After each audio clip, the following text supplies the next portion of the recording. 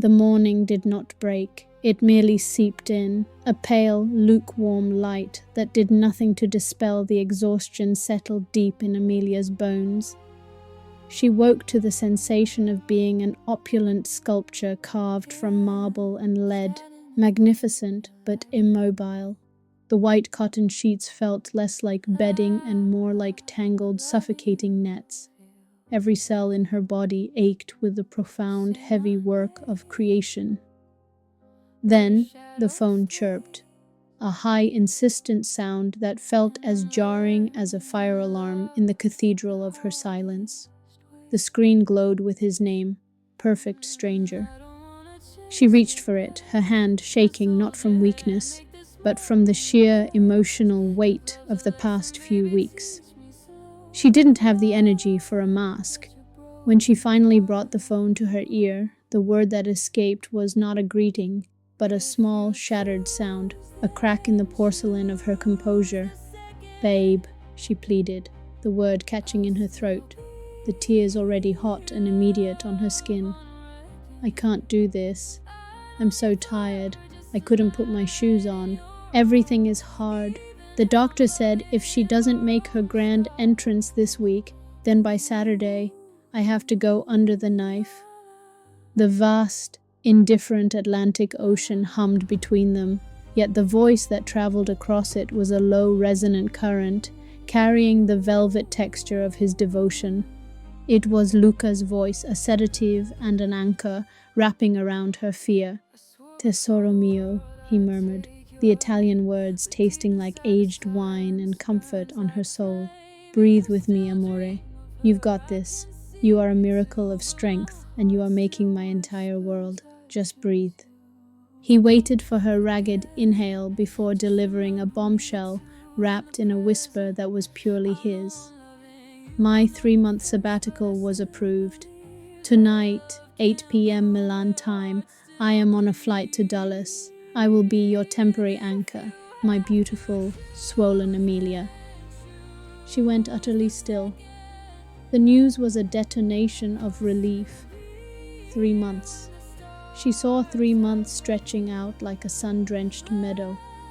She heard a helpless, powerful cry rise from her chest, a sound of joy so acute it felt like a grief finally given permission to subside. Luca's voice, now thick with his own unshed emotion, dropped into a playful, tender command. "Do not you dare bring my baby girl into the world before I get there. I want to be the first one to touch, to hold, and to kiss her. Do we agree?" Amelia could only nod, weeping into the receiver. A few minutes later, after the torrent had receded into a gentle, loving current, she gave a watery laugh. "Baby, let me go to the restroom.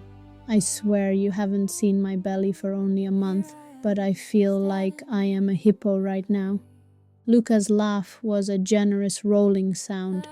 "If you are a hippo, Bella, then I must be a hippo too, but come on, a hippo. That is not romantic. How about a zebra?" His voice dropped again, a husky invitation. "You know, if I am a zebra, I will have the most... You know what every man needs. And honey, have you seen a zebra's backside? Ooh, they can shake that ass." Their laughter, shared across continents, was a cleansing ritual. It was their secret language, a language of love and trust that was both poetic and utterly, humbly human. "Okay, Bello, you win," she surrendered. "I will be your zebra." The quiet returned, but it was a quiet imbued with purpose. Slowly, Amelia hauled herself up, moving with the heavy, glorious lumber of late-term motherhood. The walk to the bathroom was a concentrated effort, each step a testament to the life swelling within her. She turned the shower on, letting the water run until the mirror was blurred by a thick, purifying steam that carried the sharp, medicinal scent of eucalyptus from her essential oil diffuser. She stepped under the cascading stream, not to merely clean her body, but to let the water wash the stale, cold residue of panic from her mind. The water was a warm, living sculptor, tracing the curves of her swollen body, warming the chilled marrow of her bones. A beam of sunlight, defiant in the humid space, bounced off the tile, fracturing into dancing, iridescent colors on the wall. Though she couldn't see her own feet, her belly a proud, magnificent horizon, she scrubbed and cleansed, a ritual of purification for the life-altering weekend that loomed. She was preparing the temple. Wrapped in a heavy, soft robe, smelling faintly of lavender and ozone, she shuffled to the kitchen. The comforts she sought were primal: a tall glass of icy cold milk and a slice of creamy, dense cheesecake. The cake was a sensual promise, the velvet texture of the cream cheese, the sweet, buttery crunch of the graham crust. She sat at the table, taking a bite that melted on her tongue, closing her eyes in a moment of pure, uninterrupted pleasure. She looked out the window at the familiar DC street, breathing in the quiet, profound gratitude. How lucky I am. Thank God for bringing Luca into my life. The gentle chime of her phone announced her mother's call. "Good morning, love." The greeting came, a familiar balm that always brought a genuine smile to Amelia's face. Amelia put her mug down. She shared the C-section date, but her voice was steady, joyful even. Her mother's pause was brief, her parents' ancient worry kept fiercely in check. "And you sound so happy, my baby girl. You were a river of worry yesterday. What is this good news, What's the secret?" Amelia laughed, a bright, clear sound. "Mama, Luca took 3 months off to come to help us. He's flying here tomorrow." A profound, audible gasp of joy came through the speaker. "Amelia, my heart, this man, he is a keeper. You love him and you respect him with all of your heart." Her voice dropped to a humble, reverent murmur. "He doesn't care if the baby is his blood or not. He is all in, genuine and honest." "I know, Mama," Amelia whispered, her eyes filling with a deep, cleansing reverence for the man she loved. "I'm the luckiest woman. She will have his last name, and he already named her Livia after his grandmother. He said as soon as she arrives, we will complete the adoption paperwork. Mama, I know this baby is his." The mother's smile could be heard, a luminous sound. "Well, so when will Luca arrive?" "He said tomorrow. He wants to be the first one to see Livia, to kiss her, to hold her. Those are his words." "Then I will let you get to your preparations," her mother said, joy settling into her tone. "Tell Luca to call me as soon as you are heading to the hospital. I want to meet you there." Just as Amelia was about to offer a lunch date, the call waiting flashed. It was Luca. "Mama, hold on, he's calling. I'll call you later. Love you." The transit of the heart. Amelia picked up the FaceTime. Luca was in the luminous chaos of Milan Malpensa Airport, the backdrop a dizzying blend of glass, steel, and people in motion. He stood near a gate, a figure of calm in the bustle. "Babe, I thought you said tonight at 8, she chided, a grin breaking across her face. Luca winked, adjusting the phone. "Belle, when it is 7 p.m. here, it's 1 p.m. there. You know I don't know time difference." He paused, his eyes traveling over her from the screen, his love a visible force. "Waiting to board in a few. I can't wait to see you, Bella." "Don't be a smart rat." She blew him a kiss. "I can't wait either." Their banter paused as a clear, authoritative voice over the intercom announced boarding for Delta One. Luca leaned in, his voice dropping to that seductive, playful whisper. "You know, when I get there, I have to help you bring Livia out. I have a way." Amelia giggled. "Baby, you're a cardiologist, not—" "Darling, I fix broken hearts," he interrupted, his eyes gleaming. "And sometimes, to help things along, a man has to make love to push things around." A delicious, purely physical shiver ran through her body, displacing the lingering aches. "I am so ready." He blew a kiss to the screen, his final goodbye for the next 7 hours. I will see you in a few, my love. Say hi to my daughter. Luca handed over his ticket and stepped past the gate, trading the airport's frantic motion for the hush of the airplane. The cabin was a cocoon of tranquil luxury Delta One business class, deep slate gray and ivory tones, rich leather seats that promised transformation, and a soft, ambient blue light that seemed to calm the soul. He settled into the quiet corner of his pod, a world away from the hospital floors and the bustling clinics. An air hostess, elegantly dressed in a tailored uniform, approached him with a warm, lemon-scented towel. He wiped his hands, inhaling the momentary peace. Within minutes, the main door closed.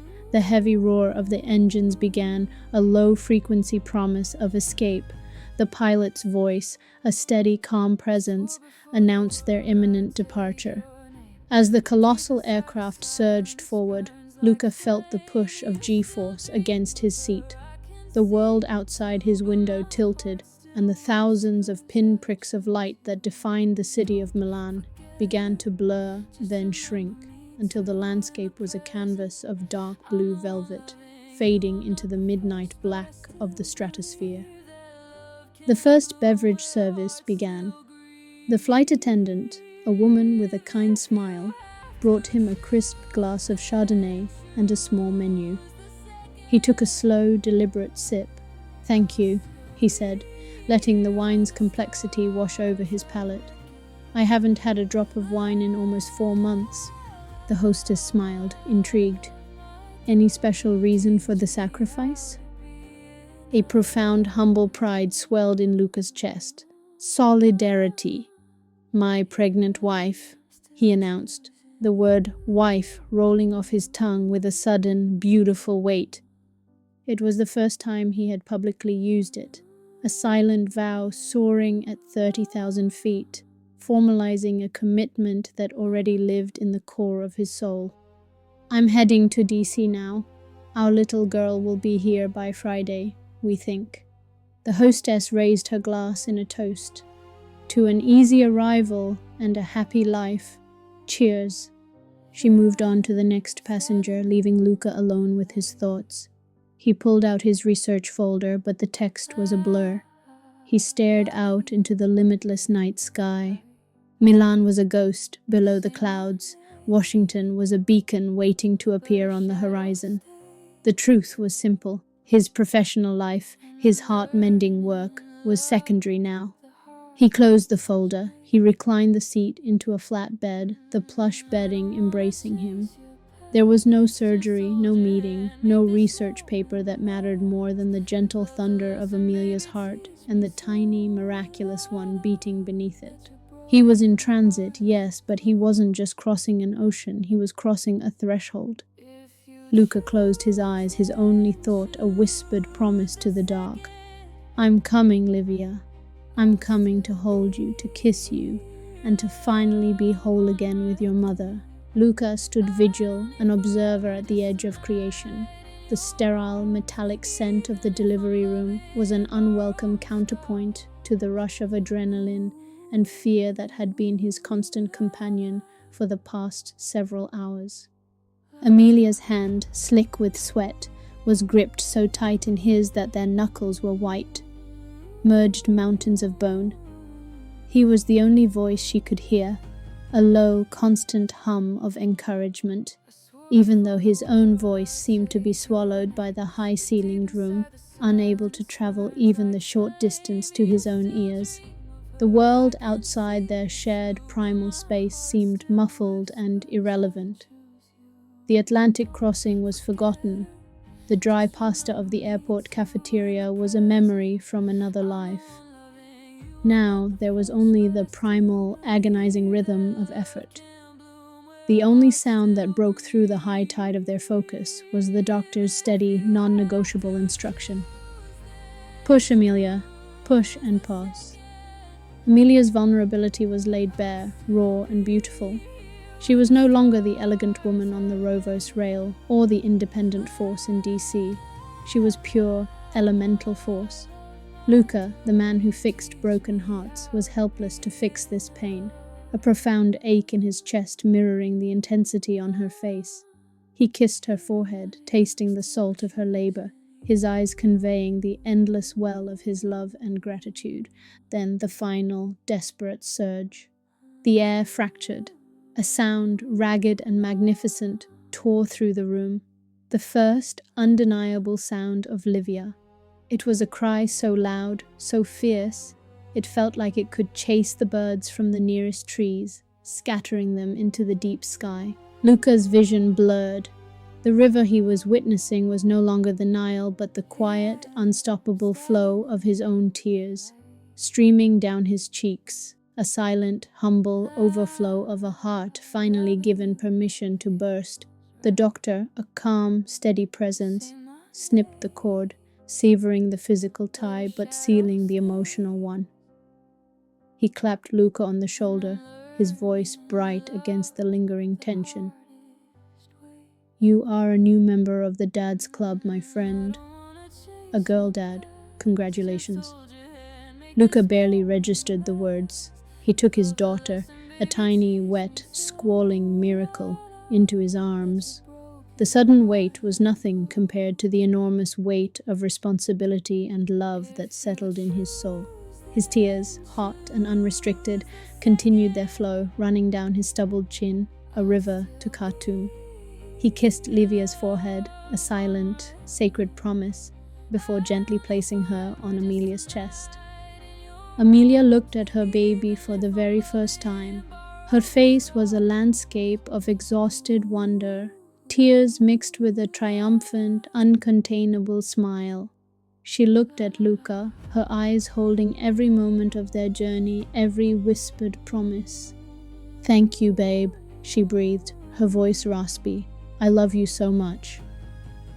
Luca kissed her, a long, profound connection that spoke of transit completed and destiny arrived. "I love you too, babe," he murmured. He paused, looking down at the red, indignant face nestled on her chest. "But I think I love Livia more than anything in this world right now." A wave of tired, joyful laughter rippled through the medical team, breaking the tension and filling the room with the warm, human sound of life affirmed. Luca cradled Livia, walking out of the delivery room to show her to the waiting family, Amelia's mother and other loved ones. A moment of joyous chaos before the baby was whisked away for her initial checkups. The nurses, gentle and practiced, guided him toward the nursery, a glass-walled sanctuary of tiny, bundled lives. He watched his daughter settle, a silent promise hanging between them. "I'm here now." When he returned to Amelia's room, a hush had fallen. She lay utterly still, a warrior finally rested. He approached the bedside, his heart expanding with tenderness. She had fallen asleep in less than 3 minutes, the effort of 26 hours of labor demanding immediate payment. He leaned over and whispered a kiss on her cheek, then turned to the family. "I think we should all go to the cafeteria and give her a chance to sleep. She hasn't rested properly in days." Her mother smiled, a familiar pride in her eyes. "She's stubborn. She made up her mind she was going to do this without the knife, and she did. I know she just fell asleep. She didn't want to give up." Luca chuckled softly as they walked. "Oh, I know. I told her if she didn't have her by midnight, I was going to make the decision for her." They entered the cafeteria, an area now quiet and dimly lit, signaling the end of the day. The selection was limited, the steam tables holding only the final, tired remnants of the day's meals. Luca, ever the thoughtful partner, ordered a comforting bowl of soup to go, a restorative tonic for his sleeping woman. As they sat down to eat their utilitarian meals, Luca joked about the dry, institutional quality of the pasta. Amelia's mother, emboldened by the moment, bragged about her famous mac and cheese. "You have to try it, Luca. It's a guaranteed cure for whatever ails you, she insisted. Luca laughed, the sound warm and genuine. Ah, Mama, Americans. You call it mac and cheese. But when Amelia made it for me, I realized it is cheese and macaroni. The cheese is the star. In Italian food, everything is simple, delicious, and balanced. They finished their meal, the small talk and laughter, a necessary gentle buffer against the intense drama of the delivery. Returning to the room, they found Amelia awake, illuminated by the soft nightlight glow of the room. She was attempting to breastfeed Livia, her face etched with a look of concentration and a slide of private pain. "Mama," she whispered, her voice laced with disappointment. "There is nothing coming." The sense of failure, though minor, was immediate and sharp after her monumental effort. Luca moved quickly. He leaned down, a silent communication passing between them. He gently took the baby, already knowing the struggle. "Bella," he soothed, "you need to eat before you can give. We can feed her with a bottle for now. You take this soup. You need to fill your own well before you can fill hers." Amelia continued to enjoy the soup, its warmth spreading through her, a restorative tide. The savory steam tasted like sustenance, but more profoundly it tasted like surrender. She had fought the exhaustion and the fear for so long, and now, with Luca sitting right beside her, she could finally let go. The food was simple, but it carried the profound, undeniable flavor of being cared for, the deep knowledge of not being alone in the aftermath. Her gaze, now softer, turned fully to Luca. He was utterly absorbed. His large, renowned cardiologist hands that fix the complex, ticking machinery of the human heart, were now cradling a tiny, perfect life. His thumb, usually resting on a patient's wrist, gently stroked Livia's cheek. His face, weary from the flight and the anxiety, was etched with an adoration so complete, it was its own form of prayer.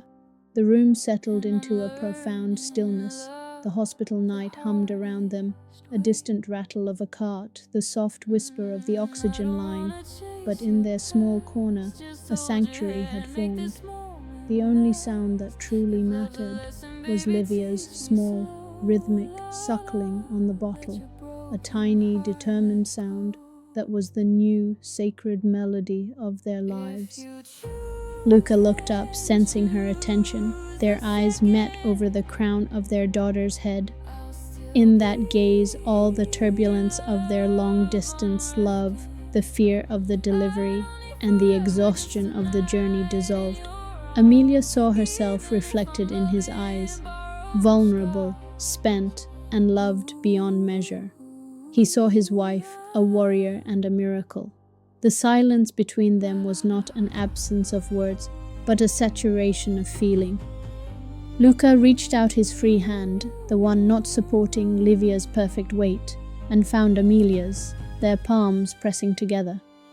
Their joined hands rested on the white hospital sheets, a simple, unbreakable circuit of 3.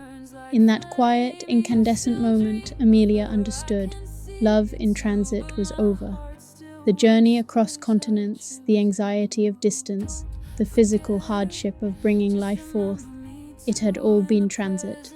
And this, the quiet, humbling presence of their daughter being fed by the man she loved, was the destination. Livia was their star, newly birthed into the dark sky of their waiting. And as long as they held hands, they knew their light would never fade. The 3 months vanished like the flicker of a candle in a high wind, its light both fierce and fleeting. Livia, now a creature of awareness, had crossed the threshold of her initial fog. She knew her father. Her small eyes, the color of a stormy Atlantic, would follow Luca's silhouette across the ceiling, a tiny spotlight of adoration.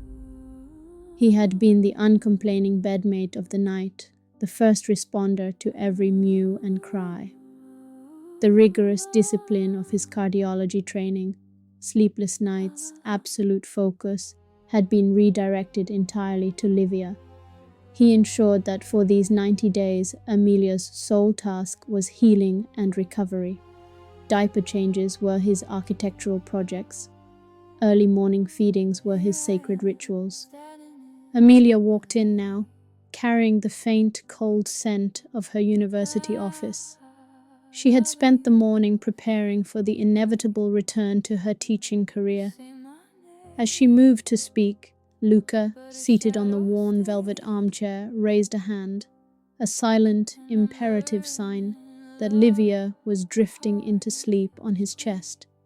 He carefully settled their daughter into her bassinet, executing a military-grade tiptoe out of the living room. The minute the door clicked shut, he was across the room, closing the distance to Amelia with the force of a magnet. His kiss was slow, tender, and deeply relieved, the greeting of a man who had missed his lover even while being in the same house. "How did it go, Bella?" Amelia let her handbag drop to the floor with a sound that felt too loud in the quiet house. She sank onto the sofa, her posture collapsing with the weight of her decision. "Luca, I don't know how I can do this. They need me to take 2 undergraduate classes starting next month. With Livia alone, how will I be able to manage the grading, the lecture prep, and the feeds?" He didn't offer immediate solutions. Instead, he simply kissed the tension from her brow, a deep, silent act of tenderness.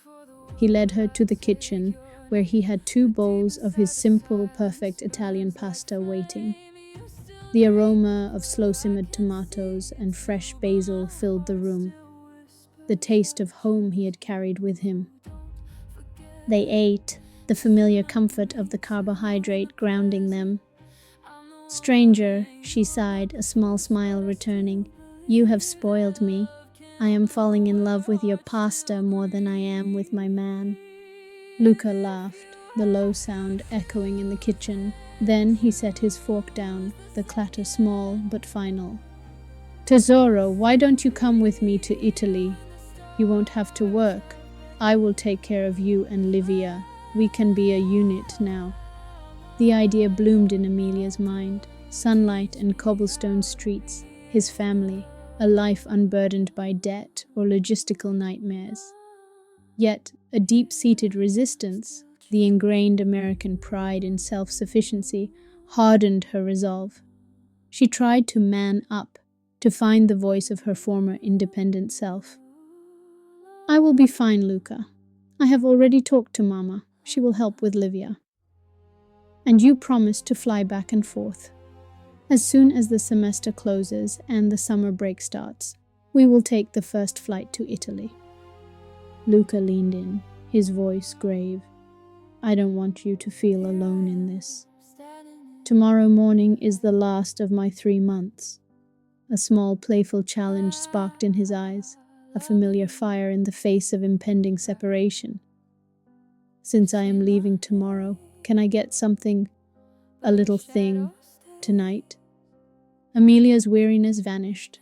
She laughed, a rich, genuine sound, and leapt onto him. "It has to be quiet so Livia doesn't get up. And second, it has to be slow. Remember, I am brand new.